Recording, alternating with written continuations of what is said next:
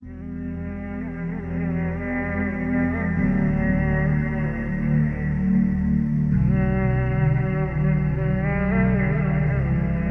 الله الرحمن الرحيم الحمد لله رب العالمين والصلاة والسلام على رسول الله. خۆشەویستان و ئازیزانم، گەشتینەوە لەوانەیەکی تر لەوانەکان لە زنجیرە بابەتی پوختەی مێژووی ئیسلام. دوای ئەوەی کە پێغەمبەری خوا صلی الله عليه وسلم سوپاکەی ئوسامە ئامادە دەکات بۆ ئەوەی بینێرێت بەرەو ڕووی ڕوبەڕووبوونەوەی سوپای ڕۆمەکان، وا دیارە پێغەمبەری خوا صلی الله عليه وسلم نەخۆش دەکەوێت. دوای چەند ڕۆژێک ئەم سوپایە ڕادەوەسێت و پێغەمبەری خوا صلی الله عليه وسلم کۆچی دوایی دەکات. دەگەینە ئەوەی کە سەحابەکان پێغەمبەری خوا صلی الله عليه وسلم دوای مردنی پێغەمبەری خوا دەکەونە ڕاوێژ و گفتوگۆ لە نێوان خۆیان لە شوێنێک کە پێی دەگوترێت بەنی ساعیدە. لەم شوێنەدا کۆ دەبنەوە بۆ ئەوەی شوێنگرەوەیەک بۆ پێغەمبەری خوا صلی الله عليه وسلم دەستنیشان بکەن بۆ ئەوەی کاروباری موسڵمانان بگرێتە دەست. واتە لێرەوە ئەمە ئەوە فێرەبین کە موسڵمانان هەرگیز بەبێ خەلیفە نابێت، واتە نابێت موسڵمانەکان بەبێ سەرکردە و بەبێ قیادە بن. بۆیە هەر لە هەمان ڕۆژ کە پێغەمبەری خوا صلی الله عليه وسلم کۆچی دوایی دەکات، موسڵمانەکان هەڵدەچن لەو شوێنێکەوە لە بەنی ساعیدە کۆ دەبنەوە بۆ هەڵبژاردننی شوێنگرەوەی پێغەمبەری خوا، بۆ دانانی خەلیفەیەک لە شوێنی پێغەمبەری خوا صلی الله عليه وسلم. بۆیە لێرەدا پێم خۆشە باسی سەحابەکان بکەین پێش ئەوەی باسی ڕووداوەکان بکەین. سەحابە ئەو کەسانە دەگرێتەوە کە گەیشتبن بە پێغەمبەری خوا صلی الله عليه وسلم، یاخود هەندێک دەفەرمون بینینی پێغەمبەری خوا کە پێغەمبەری خوایان بینی بێت، چونکە هەندێک لە سەحابەکان نابینا بوون، پێغەمبەری خوا نەبینی، بەڵام ئەم پێناسەی ئەوە جوانترە گەیشتبن بە پێغەمبەری خوا صلی الله عليه وسلم و ئیمانی بە پێغەمبەری خوا هێنا بێت و بەردەوام بێت لەسەر ئیسلام و هەڵنەگەڕا بێتەوە. ئەمە پێناسەی هاوڵە کە بە گەیشتنی پێغەمبەری خوا. بۆیە ژمارە سەحابەکان زۆرە، وا دیارە ڕێی جیاواز هێندێکیان دەڵێن 124,000 سەحابەمان هەیە. بۆیە سەحابەکان ژمارەیەکی زۆریان هەیە لە دەوروبەری پێغەمبەری خوا. ئەم سەحابانەی لە پەروەردە کراون لە ژێر دەستی پێغەمبەری خوا، لە مەدرسەی پێغەمبەری خوا گەورە بوونە، چەندین ئەخلاق و ڕەوشت و ڕەفتاری جوانیان وەرگرتووە لە پێغەمبەری خواوە، بۆ ئەوەی ئەمان لە دوای پێغەمبەری خوا دەسەڵات بگرنە دەست و حکمی موسڵمانەکان بکەن. دوای ئەوەیەکە لەو سەحابانەکە لەناو ئەم کۆبوونەوەی هەڵی دەبژێرن ئەبوو بەکری سەدیقە، ئەبوو بەکری ڕازگۆ، ڕەزا و ڕەحمەتی خودای لەسەر بێت. ئەمەش لەسەر چەند بنەمایەک بووە کە خەلیفە ئەبوو بەکریان هەڵبژاردووە. لەبەر ئەوەی کە خەلیفە ئەبوو بەکر هاوڵی پێغەمبەری خوا بوو صلی الله عليه وسلم، هاوڵی پێغەمبەری خوا بوو لە کاتی کۆچ و هاوتەمەنی پێغەمبەری خواژ بوو، چونکە 2 ساڵ دوای ساڵی فیل لەدایک دەبێت، واتە 2 ساڵ لە پێغەمبەری خوا بچووکترە، چونکە ئەویش لە تەمەنی 63 ساڵیدا کۆچی دوایی دەکات. وا دیارە کاتێک کە پێغەمبەری خوا زیندوو بوو، پێغەمبەری خوا لە دوای ئەبوو بەکر نوێژی کردووە، یان ئەو کاتێک کە پێغەمبەری خوا نەخۆش کەوتووە فەرمانی کردێ بە ئەبوو بەکر پێشنوێژی بۆ موسڵمانەکان بکات. ئەمە ئاماژەیەکە کە لە دوای پێغەمبەری خوا ئەبوو بەکر ببێت بە خەلیفە و شوێنگرەوەی پێغەمبەری خوا ببێتە جێنشین لە کاروباری سیاسی و دەوڵەتداری. خۆشەویستانم، ئالێرەدا ئەبوو بەکری سەدیق کە هەڵدەبژێن وەکو خەلیفە، چونکە یەکەم پیاوێکە لە موسڵمانە، یەکەم پیاوێکە کە موسڵمان بووە و ئیمانی هێنا و پێغەمبەری خوا هەرچی ماڵ و سەرۆت و سامان و تەمەنی خۆشیە بوو لە پێناو ئیسلامدا بەڕێ کرد و سەرفی کرد. و تاکە سەحابەیە باوکو و دایکی و خێزانەکان و ماڵ و منداڵی هەموو موسڵمان بوونە. بۆیە پێویستە ئەمە پلەی ئەبوو بەکری سەدیقە. بۆیە لە پێش هەموو سەحابەکان ئەبوو بەکر، ئیمانی ئەبوو بەکر لە لایەکی ئیمانی ئومەت لە لایەکی تردا کە پێغەمبەری خوا صلی الله عليه وسلم دەفەرمێت. بۆیە ئەمە دەبێت ئیمانێک بێت کە پێغەمبەری خوا ئاماژەی پێکردە بۆ ئەبوو بەکری سەدیق. بۆیە هاوڵەکان هەمویان لەم کۆبوونەوەی ڕازی بوون بەیعەت بدەن بە ئەبوو بەکری سەدیق بۆ ئەوەی ببێتە شوێنگرەوەی پێغەمبەری خوا صلی الله عليه وسلم. خەلیفە ئەبوو بەکری سەدیق کە ناوی عەبدوڵای کوڕی عوسمانە، دوای ئەوەی کە بەڵێنیان پێدا و بەیعەتی عامیان پێدا، یاخود بەڵێنی واتە بەیعەتی خاص و عاممان هەیە، هەڵدەسێتە سەر مزگەوت و وتارێک بۆ موسڵمانەکان دەخوێنێتەوە. لە دوای وتارەکە خەلیفە ئەبوبەکری سیدیق لە ماوەی 2 ساڵدا بزانی چەندین کاری گرنگی کردووە، تەنها 2 ساڵ. بۆیە ناوی ئەم سەحابەی هەردەمێنێتەوە. بۆیە زانایان دەفەرمون هەر کەسێک دەیەوێت قسە بە سەحابەکانی پێغەمبەری خوا برێت هەر کافر ئەبێت. کۆمەڵێک لە زانایانی گەورە دەفەرمون و کۆمەڵێکی تر دەڵێن ئەگەر بێت و جنێو بە سەحابەکان بدەی ئەوە پێ کافر دەبیان ئەوە تا یەکێکە لە گوناحە هەرە گەورەکان.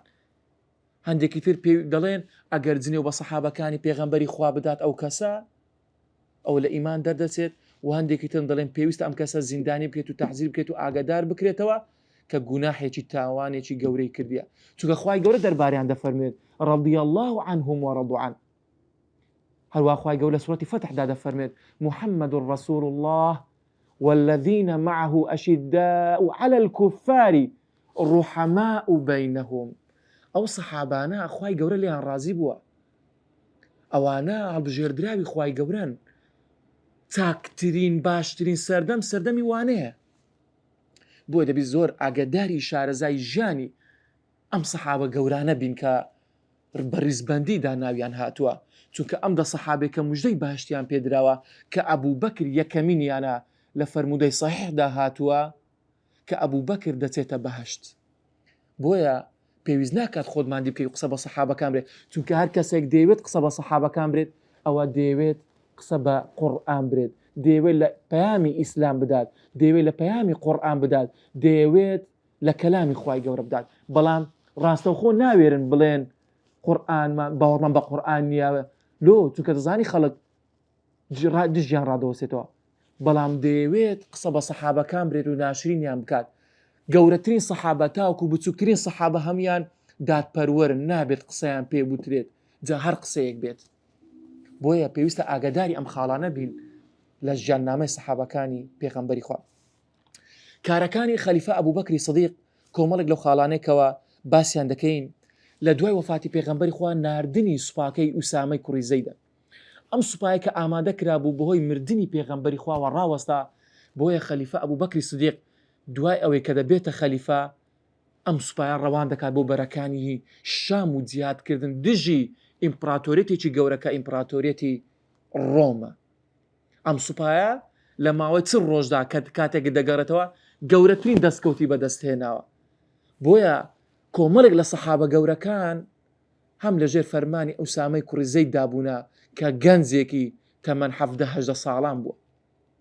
بەڵام ئیمامی ئەبوبەکر داوا لە زەید دەکا کە عومەری کوڕی فاروقی بۆ بەجێ بێت ئیزنی بدا لە شاردا بمێنێتەوە، بۆی ئەو وەزعی کە لە ناو شاردا ڕەخساوە ئەویش ئیزنیدا، کەواتە هەمان فەرمانی پێغەمبەری خوای جێبەجێ کرد لە ناردنی سوپاکە، لەسەر هەمان ڕێچکە ڕۆی کە پێغەمبەری خوا دای نابوو، لەسەر هەمان بنەما ڕۆی کە پێغەمبەری خوا دایڕشت بوو.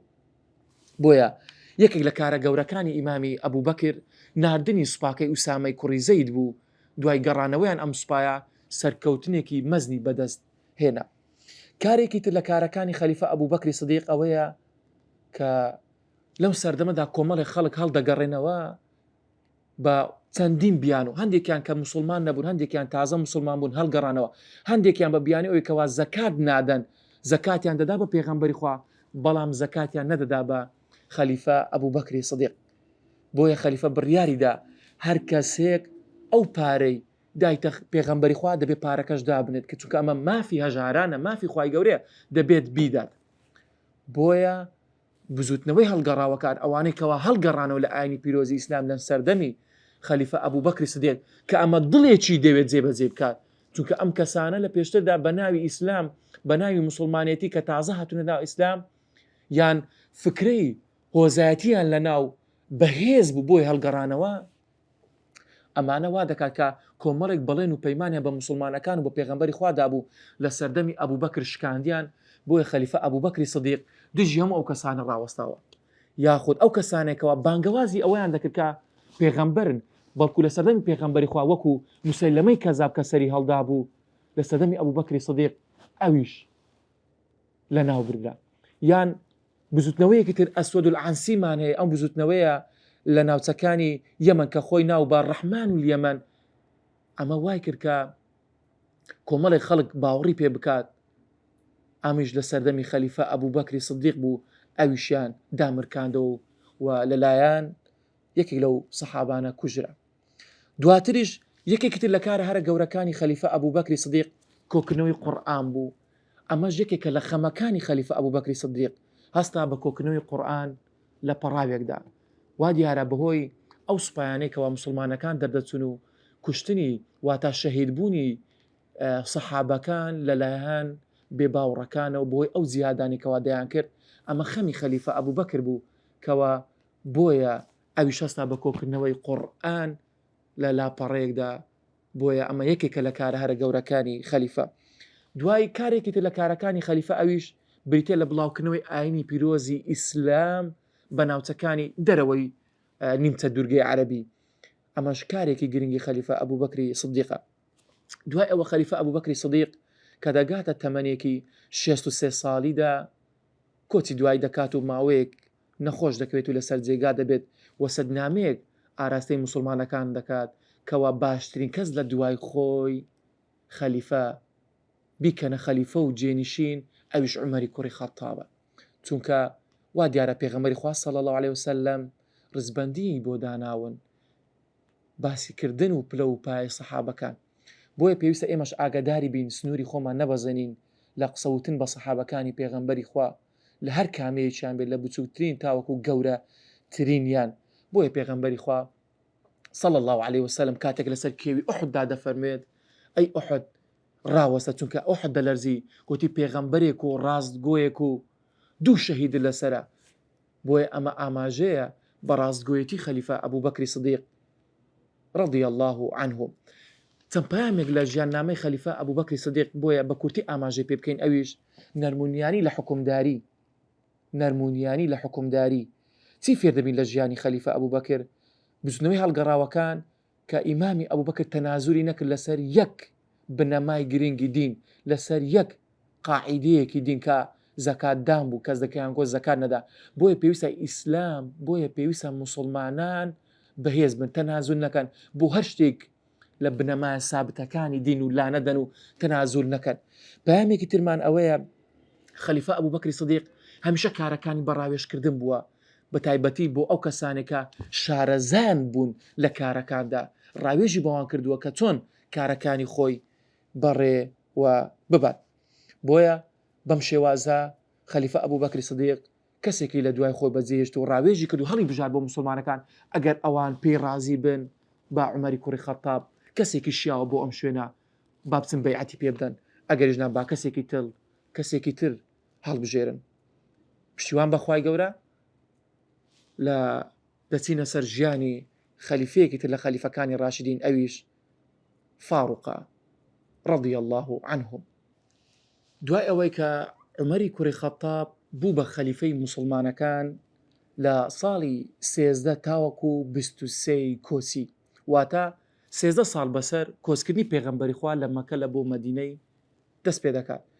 سەردەمی خەلیفە عومەری کوڕی خەتاب کە 10 ساڵ خەلیفایەتی لەگەڵ 6 مانجی خەلیفە عومەری کوڕی خەتاب کاروباری مسلمانان دەگرێتە ئەستۆ. وا دیارە خەلیفە عومەری کوڕی خەتاب لە ساڵی شەشەمی پێغەمبەراتی مسلمان دەبێت و ناوی عومەری کوڕی خەتابی کوڕی نوفیل القوڕەیشیە و پلە و پایەکی گەورەی هەبوو لە لای پێغەمبەری خوا صلی الله علیه وسلم، چونکە کەسایەتیەکی ئازا و قارەمان و دلۆڤان بووە. وا دیارە کاتێکە خەلیفە ئەبوو بەکری سدیق ئەم کارەی سپاردا عومەری کوڕی خەتاب و مسلمانەکان بەیعەتیاندا بە خەلیفە عومەری کوڕی خەتاب، وا دیارە سوپای مسلمانەکان لە شەڕەکاندا بوون بەرامبەر بە فارسەکان و بە ڕۆمەکان لە دوو بەرەدا، بەرەیشیان بەرەی ڕۆم کە بیلاتی شامە، بەرەیشیان کە فارسەکانە بەرەی عێراقە. بۆیە ئەم سوپایانە کە کاتێک لەوێدا بوون بە فەرمانی خەلیفە ئەبوو بەکر و دواتر عومەری کوڕی خەتاب سوپاکەی خۆی زیاتر بەهێز دەکات بەرەو ئەو ناوچانە دەیان نێرێت. بۆیە ڕزگارکردنی شارەکان و سپاردنی کەسایەتیە ناودارەکانی ئیسلام وەکو سەرکردە هەر هەمان سەرکردە بوون لە سەردەمی خەلیفە ئەبوو بەکری سدیق. بۆ نمونە ئەبوو عوبەیدەی جەڕاح سەرکردایەتی بەرەی ڕۆمی دەکرد، واتە بەرەی شام، و خالیدی کوڕی وەلیدیش سەرکردایەتی بەرەیش دەکرد کە بەرەی عێراق بوو لە سەردەمی ئەبوو بەکردا. بۆیە لە سەردەمی عومەری کوڕی خەتاب کۆمەڵێک کاری گرنگ کراوە لە کارەکانی خەلیفەدا. بەڵام پێش ئەوەی باسی کارەکانی بکەین، خەلیفە عومەر ناسراو بە فاڕوق، واتە کەسێکی جیاوازی لە نێوان حەق و ناحەق دەکات. ئەو کەسایەتیەکەوە پێغەمبەری خوا ئەو نازناوی لەدایە، ئەوی ژەکێکە لەو کەسانەی کە موژدەی بەهەشتی پێدراوە بە فەرمودەی سەحیح پێغەمبەری خوا صلی الله عليه وسلم، و کەسێکی دادپەروەر بوو، و کەسێکی زاهید بوو، و کەسێکی بەڕەحم بوو لە سیاسەتکردنی بەرامبەر بە موسڵمانەکان.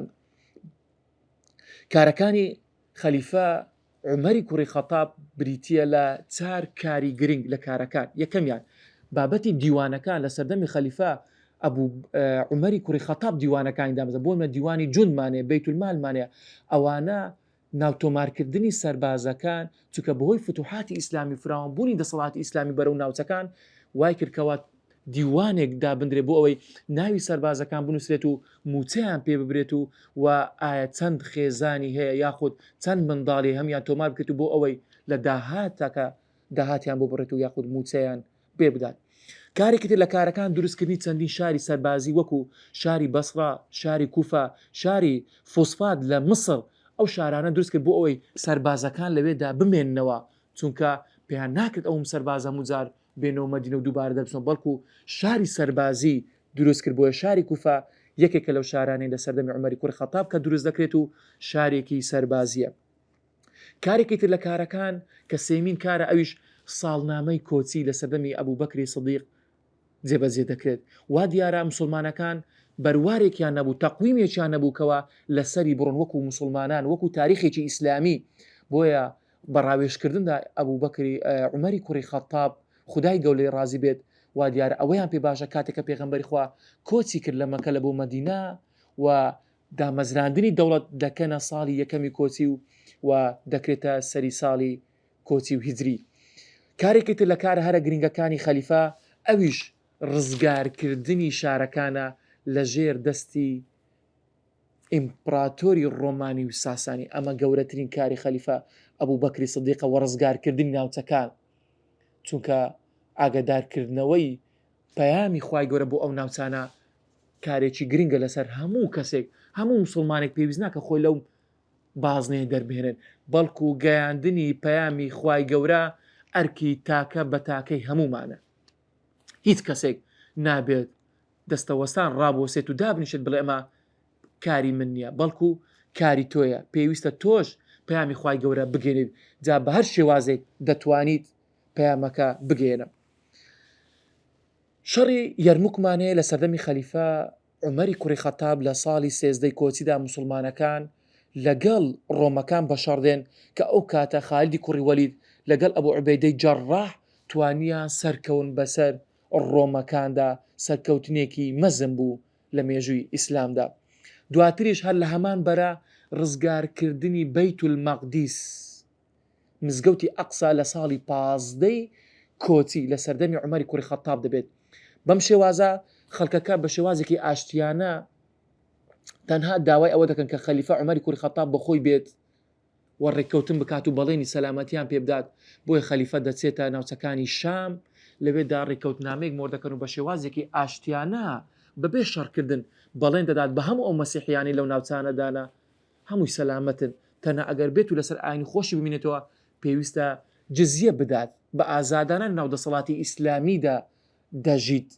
بۆیە بە شێوازێکی ئاشتیانە خەلیفە عومەری کوڕی خەتاب دەچێتە بەیت المەقدیس و بەو دەرگای دەچێتە ژوورە کە پێغەمبەری خوا صلی الله عليه وسلم باسی کرد و وەسفی کردووە کە لەوێ دەچێتە ژوورەوە و دوور کاتنێش دەکات خەلیفە عومەری کوڕی خەتاب. کەواتە بەم شێوازە لە بەرەی شام مسلمانەکان ڕزگارکردنێکی فراوانیان بەخۆیەوە بینی. لە بەرەی عێراق و بەرامبەر بە ڕۆمەکان، بەرامبەر بە ئیمپراتۆریەتێکی چەندین ساڵە کە ناوچەکانی کوردستان و عێراقی لە ژێر دەستدا بوو، خەلیفە هەستا بە ڕزگارکردنی ئەم ناوچانە. شەڕی قادسیەمانەیە هەندێک لە سەرچاو مێژوەکان باسی ئەوە دەکەن کە لە ساڵی 14 بووە، هەندێکی تریش دەڵێن لە ساڵی 15، بەڵام ڕێی باش و ڕێی چاک وایە کە لە ساڵی 14 کۆچی شەڕ لەگەڵ فارسەکاندا کرا و ڕۆستەم کاتێکە سەرکردێکی گەورەی فارسی بوو لە مەداین کە مسلمانەکان سەرکەوتن بەسەریاندا بە سەرکردایەتی سەعد بن ئەبی وەقاس توانی بەسەر ڕۆستەمدا سەر بکەوێت و بە تایبەتی وە لە ناویشی بەرێت. شەڕێکی ترمانەیە کە بە کۆتایی هاتنی سوپای فارسەکان کە شەڕی نەهاوەندە و ئیمامی عومەری کوڕی خەتاب کەسێک دەکاتە سەرکردە بە ناوی نوعمان بن مقرن کە لەگەڵ قاقاع هەردوو سەرکردەی بەهێز ئامادە دەکات بۆ ڕوبەڕووبوونەوەی تەواوەتی لە ناوبردننی سوپای فارسەکان لە عێراق و لە کوردستاندا.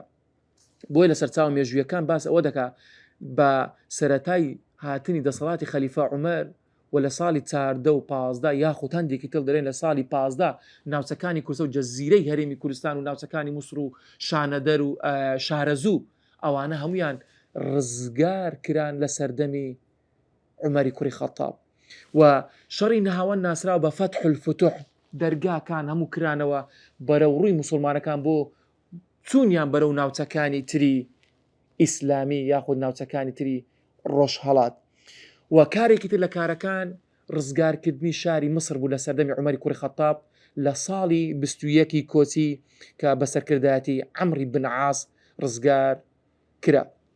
ئەو کاتە کۆمەڵێک لە مسریەکان لەسەر ئاینی مەسیحی بوون ئەوانش کە کەواتە بەرەی ڕزگاریکردن لە سەردەمی عومەری کوڕی خەتاب زۆر فراوان دەبێت موسڵمانێکی زۆر بەرەو ڕزگاربوونی ناوچەکان دەچێت و بەرەو فتوحاتی ئیسلامی دەردەچن.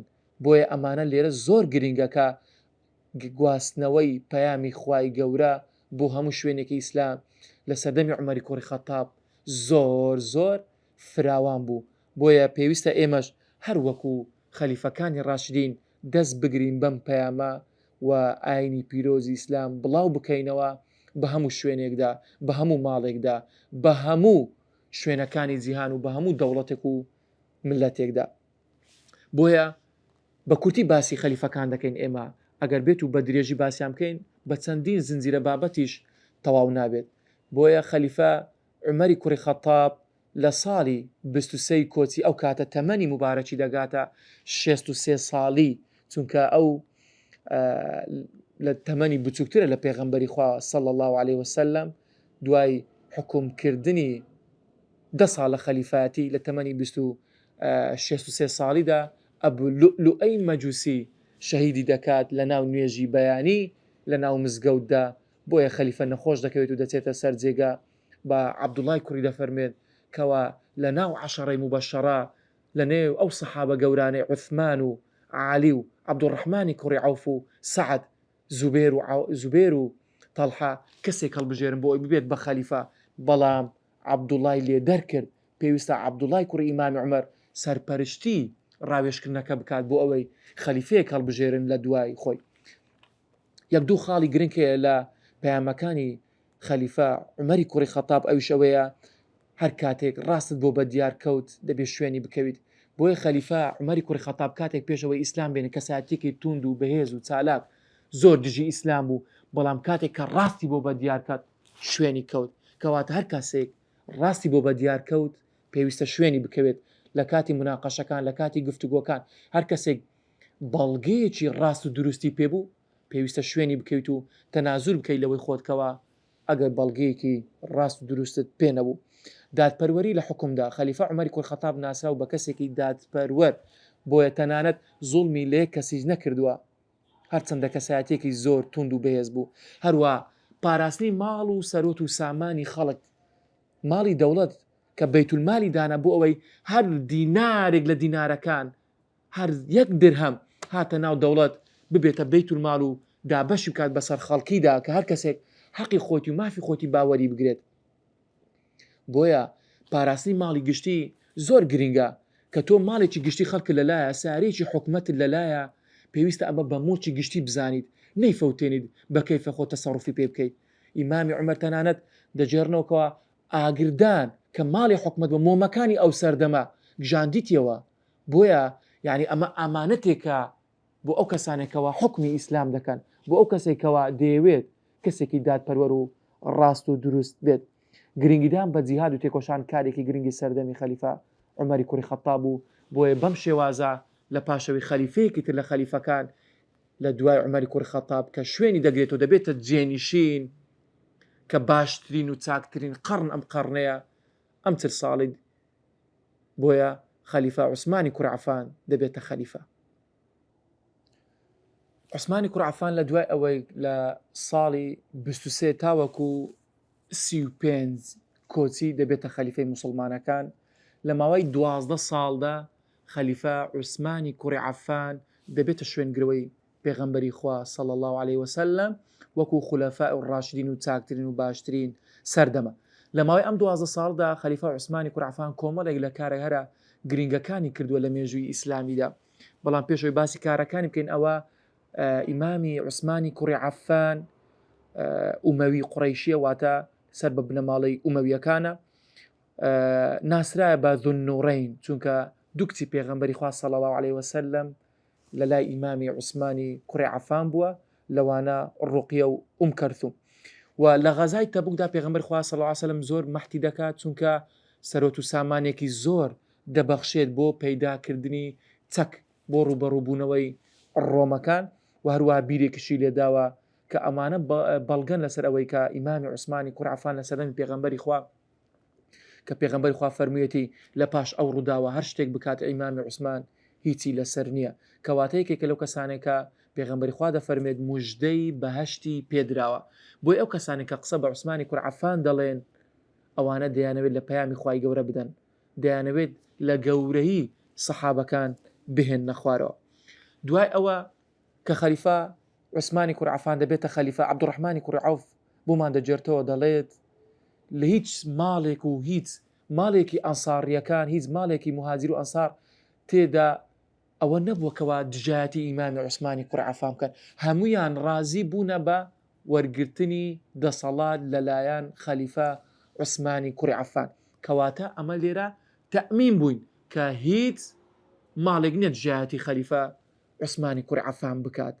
لە ماوەی 12 ساڵی حکومڕانیدا کۆمەڵێک لە کارەهەرە گرنگەکانی ئەویش یەکەمیان کە بریتیە لە کۆکردنەوەی قورئان لە ناو پەڕاوێکدا بۆ ئەوەی ڕەوانی بکات یعنی یەک شێواز خوێندنەوە کاتێک کە هەواڵیان پێدا خەڵک بە شێوازێکی تر قورئان بە شێوازێکی جیازیە دەخوێندێتەوە ئەویش فەرمانی کرد بە زەیدی کوڕی ثابتکەوە قورئان بنووسێتەوە لە پەڕاوێکدا بۆ ئەوەی لەگەڵ قاریئێک ڕەوانی سەر شارەکانی شام و یەمەن و مەدینە و مەکە بکات کە 7 نوسخەیان تێدا نووسیەوە. یەکێکی تر لە کارە هەرە گرنگەکان کە لە سەردەمی عوسمانی کوڕ عەفان کرایە لە سەردەمەکانی پێشتردا نەبووە ئەویش بەهێزکردنی لایەنی کەشتی گەلی دەریایی. ئەمە خاڵێکی گرنگە کە موسڵمانەکان هەتا ئێستا لە لایەنی وشکانی جیهادیان دەکرد بە ڕوبەڕووبوونەوەی سوپای ڕۆمەکان بەڵام لێرەدا کە کاتێک کە مەعاویە کوڕی ئەبو سوفیان لە بەرەی شام گرنگی زۆرەدا بە دروستکردنی کەشتی گەلی دەریایی بۆ ڕوبەڕووبوونەوەی ڕۆمەکان بۆ پەڕینەوە بەرەوڕووی ناوچەکانی تری ڕۆمەکان و هەروە گەیشتن بە ناوچەکانی تری ئەفریقیا کە دواتر لە ساڵی 27دا دەگەونە ناوچەکانی تونس ڕزگار دەکات. بۆیە ڕۆمەکان دەیانەوێت ڕوبەڕووی موسڵمانەکان ببنەوە کاتێک کە سوپایەکی بەهێز ئامادە دەکەن نزیکەی 500 کەشتی گەلی دەریایی بۆ ڕوبەڕووبوونەوەی مەعاویە کوڕی ئەبی سوفیان ئامادە دەکەن کە شەڕەکە ناسرایە بە شەڕی ذات السەواری کاتێک کە ئەم شەڕە مەعاویە کوڕی ئەبی سوفیان توانی شکستیان پێبێنێت ئەو هەموو کەشتیان کەوا خڕ کردبەوە لە ناوچەکان بۆ ئەوەی سەرکەون بەسەر موسڵمانەکاندا بەڵام نەیانتوانی لەبەر ئەوەی خوای گەورە بەڵێنی سەرکەوتنی بە موسڵمانەکاندایە خوای گەورە بەڵێنیدایە پەیامی خوای گەورە بگاتە هەموو شوێنێک لە جیهاندا چونکە خوای گەورە فەرمێ وەما ئەرسەلناکە ئیلا ڕەحمەتەن للعالەمین ئەو ڕەحمەتەی پێغەمبەری خوا صلی الله عليه وسلم دەبێت بگات بە هەموو شوێنێکدا. بۆیە ڕۆمەکان لێرە هیچ ئومێدێک و ئەمەلێکیان نەما و بەرامبەر بە سوپای موسڵمانەکان لە ڕووی کەشتی گەلی دەریایکە توانیان بەسەریاندا سەرکەون لە ساڵی 31 کۆچی. کارێکی تر لە کارەکانی خەلیفە ئەوەیە کە فتوحاتی ئیسلامی لە ناوچەکانی ئەرمینیا و لە ناوچەکانی جەزیرەی فارس لە ساڵی 28دا کە کردیان و شەڕی بیلات نەوبە کە توانی عەبدوڵای کوڕی زوبەیر کەسایەتیەکی ناودار و توانی سەرکەوتن بەدەستبێنێت بەسەر ئەو ناوچانەدا. ئەم ڕووداوانە لە سەردەمی خەلیفە عوسمانی کوڕ عەفان ماوە دەکێشێت بەڵام ساڵی کۆتاییەکانی کە 6 ساڵی کۆتایی کێشە و مشکلە لە ناو خلافەتی ئیسلامی سەر هەڵدەدات بۆی ئەو والیانێکەوە دای نابوون بەسەر ناوچەکاندا هەندێک لە والیەکان قسەیان دەهاتەوە سەر بۆیە خەلیفەش نەرمی دەنوا بەرامبەریان چونکە کەسێکی شەرمن چونکە پێغەمبەری خوا صلی الله عليه وسلم فەرموویەتی چۆن من شەرمی لێ ناکەم لە کاتێکدا مەلائیکەتەکان شەرمی لێ دەکەن. بۆیە سەبەیەکان ئەوانەی کەوا ناسراون عەبدوڵای کوڕی سەبە و سەبەیەکان ئەوانەی کە ئاژاوە گێڕەکان هاتن بەرەو ناوچەکانی کوفە، ئەوانەی کەوا ئیمان لە دڵەکانیاندا جێگیر نەبوو و ئیمان لە دڵەکانیاندا قایم نەبوو، هەستان دەیانگوت خەلیفەت پێویستە والیەکان بگۆڕی لە ناوچەکاندا، چونکە تۆ عەشیرەتەکەی خۆت یاخود ئومەویەکان زۆر بەسەر ناوچەکاندا وەکو والی داناوە. وا دیارە سوپایان خڕکردەوە بە نیازی حەجکردندا هاتنە شاری مەدینە. سەرەتا بە نیازی حەجکردن هاتنە شاری مەدینە، خەڵکیان کۆ کردەوە لە کوفە و لە بەسڕا و لە میسر، ژمارەیەکی گەلە زۆر هاتنە سەر شاری مەدینە بە نیەتی حەجکردندا. بەڵام هاتن ماڵی خەلیفە عوسمانی کوڕ عەفانیان گەمارۆدا بۆ ماوەی چەندین ڕۆژ گەمارۆیاندا، دواتر دەبێتە هۆی شەیدکردنی خەلیفە عوسمانی کوڕ عەفان بەهۆی دەستی ئەم ئاژاوە گێڕانە یان بەهۆی ئەم کەسانە کە ئاژاوەیان دەگێر لە ناو دەسەڵاتی ئیسلامی. ئەوە نەبێت خەلیفە کەس دەسەری نەکاتەوە. لێرەدا کۆمەڵێک لە سەحابە هەرە گەورەکان کاتێکە لە شاری مەدینە بوون، یاخودنەوەی سەحابە گەورەکان کاتێکە لە شاری مەدینە بوون، گوتچوونە لە ئیمامی عوسمان کۆتیان ئێمە بەرگری دەکەین، ڕوبەڕوویان ڕادەوەستینەوە. بەڵام خەلیفە خوێنی خۆی ڕژان بۆ ئەوەی ئاژاوە دروست نەبێت لە ناو دەسەڵاتی ئیسلامی. بۆیە کاتێک کە شەهیدیان کرد لە کاتی قورئان خوێندن، فەسەیەکفیکەهوم الله، بۆیە ئیمامی عوسمانیان شەهید کرد لە ساڵی 35 کۆچی بەدەستی ئاژاوە گێڕەکان، کە ئەمەش ئاژاوەیەکی زۆریان گێڕا لە ناو دەسەڵاتی ئیسلامی و هەستان ئەم ئاژاوە گێڕانە کاتێکە ئەو ئیمامی عوسمانیان شەهید کرد، داوایان لە خەلیفە عەلی کوڕی ئەبی تاڵب کرد کە ببێتە شوێنگرەوەی ئیمامی عوسمان. خەلیفە عەلی دەسەڵاتەکەی وەرنەگرت، بۆیە ماوەی چەندین ڕۆژ کە زانایانی مێژونووس دەفەرمونون نزیکەی 4 ڕۆژ 5 ڕۆژ موسڵمانەکان بەبێ خەلیفە مانەوە لە ماوەی لە شاری مەدینە. بۆیە داوایان لە خەلیفە عەلی کرد ئەگەر بێت و ئەم پۆستە وەرنەگرێت ئەویش دەکوژن. بۆیە بڕیاریاندا خەلیفە عەلیش ماڵەکان پێداهات و بۆیە بەیعەتی وەرگرت و هەموو ماڵێک ڕازی بوون بە دەسەڵاتی خەلیفە عەلی کوڕی ئەبی تاڵب کە ئامۆزای پێغەمبەری خوا بوو. ئەویش لە ماوەی 5 ساڵدا کاتێک کە بوو بە خەلیفە لە ساڵی 35 تاوەکو چلی کۆچی بوو بە خەلیفەی ئیمانداران و موسڵمانەکان. خەلیفە عەلی کوڕی ئەبی تاڵب ئەو کاتێکە دەسەڵاتی وەرگرت وا دیارە هەڵدەستێت دەسەڵاتی ئیسلامی دەگوازێتەوە لە شاری مەککە یاخود لە شاری مەدینە لە بۆ شاری کوفە، کە کوفە لە سەدەمی ئیمامی عومەر دروستکرا، شارێکی سەربازی بوو. خلافەتی ئیسلامی پایتەختی ئیسلامی دەگوازێتەوە لە بۆ شاری کوفە. ئیمامی عەلی ئامۆزای پێغەمبەری خوایە صلی الله عليه وسلم، ئال البەیتە حەسەن و حوسەین کە نەوەی پێغەمبەری خوانە، چونکە عەلی زاوای پێغەمبەری خوا، چونکە فاتیمەی پێغەمبەری خوا صلی الله عليه وسلمی لەلا بووە. وا دیارە کاتێک کە پێغەمبەری خوا مەحتی عەلی دەکات لە شەڕی فەتح الخەیبەردا دەفەرمێت ئاڵایەک دەدەمە ئەو کەسەی کە خوای گەورە لێ ڕازی و پێغەمبەری خوش لێ ڕازیە، ئەو کەسە عەلی کوڕی ئەبی تاڵبە. و خاڵێکی تر لە خاڵەکان لە شەڕی تەبوکدا ئیمامی عەلی بەشداری نەکردووە بەو مەرجە کە پێغەمبەری خوا وەکو ئەوەی نوێنەری خۆی لە شوێنی خۆی دایدەنێت لە شاری مەدینە. کارەکانی خەلیفە عەلی وەکو باسم کرد گواستنەوەی پایتەختی ئیسلامی لە شاری مەدینە لە بۆ شاری کوفە لەبەر ئەوەی کۆمەڵێک بۆ ئەوەی ڕزگاری بێت لەو کێشانە. بەڵام وا دیارە فیتنە لە ناو موسڵمانەکان سەر هەڵدەدات بەهۆی ئەو ئاژاوە گێڕانەکە لە مێژوودا ناویان هاتووە کە سەبەئیەکان، عەبدوڵای کوڕی سەبە ناوی هاتووە وەکو مەجوسی یاخود ئاگرپەرست.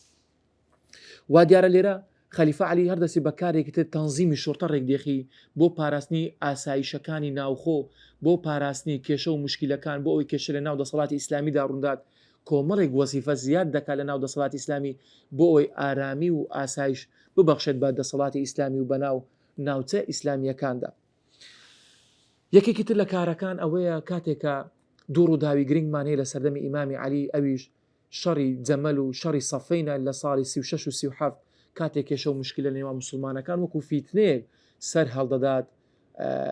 لێرەدا کێشەیەک هەیە کاتێکە خەواریجەکان لە ناو سوپای ئیمامی عەلی دەردەچن و جیادە بنەوە لە سوپای ئیمامی عەلی بە مەبەستی بە ئەوانە ڕازی نەبوون بە مەسەلەی تەحکیمکردن حکومکردنی قورئان یاخود ئەو ڕێکەوتنامەی لە نێوان مەعاویە و ئیمامی عەلیدا کرا بە مەبەستی تۆڵەسەندنەوەی خوێنی ئیمامی عوسمان چونکە ئەو کێشانەی لە نێوان مسلمانەکاندا ڕوویدا یەک ئامانج و هەدەف بوو پێویستە ئەو کەسانە کە ئیمامی عوسمانیان شەهید کردیە بگیرێن و پێویستە حکمیان بکرێتەوە واتە تۆڵەیان لێ بسێندرێتەوە ئیمامی عەلیش دەویست کاتێک کە سوپاکەی خۆی یاخود بەهێز بکات یاخود خەلیفەی خۆی بەهێز و قایم بکات ئەو کاتە تۆڵەی خوێنی ئیمامی عوسمان وەربگرێتەوە لەو کەسانە چونکە ئەمە یەک دوو کەس نەبوو بەڵکو هەزارەها کەس بوون کە دەستیان هەبوو لە کوشتنی ئیمامی عوسمان کە ئەو کاتە مەعاویە و عایشەی داکمان داوای تۆڵەسەندنەوەی خوێنی ئیمامی عوسمانیان دەکرد لە شارەکانی شام و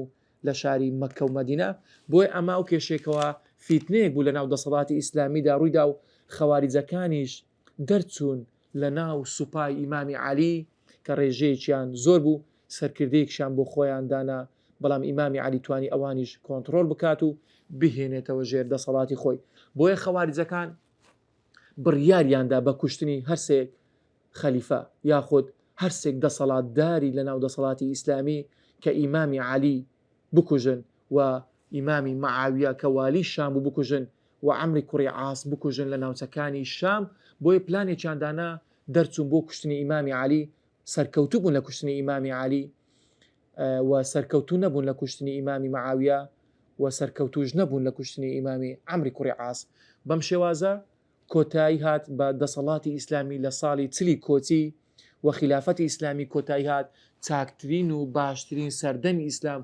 کۆتاییات وەکو پێغەمبەری خوا صلی الله علیه وسلم دەفەرمێت دەربارەیان بۆیە ئەوەی گرنگە لە دوای ئەوە سەردەمی ئومەویەکانە و سەردەمی گواستنەوەی دەسەڵاتی ئیسلامیە لە خەلیفەکانی ڕاشدین لە بۆ بنەماڵەی ئەمەویەکان و دامەزراندنی دەوڵەتی ئومەویەکان لە ناوچەکانی شام لەوانەکانی ڕابردوو پشتیوان بە خوای گەورە دەچینە سەر مێژووی ئومەویەکان و ئایا بە پوختی باسی مێژووی ئومەویەکان دەکەین کە بۆ ماوەی چەندین ساڵ حکمی دەسەڵاتی ئیسلامیان وەگرتیا هیوادارم توانی بێتم سوودێکم بە ئەوەی خۆشەویستگان دەبێت.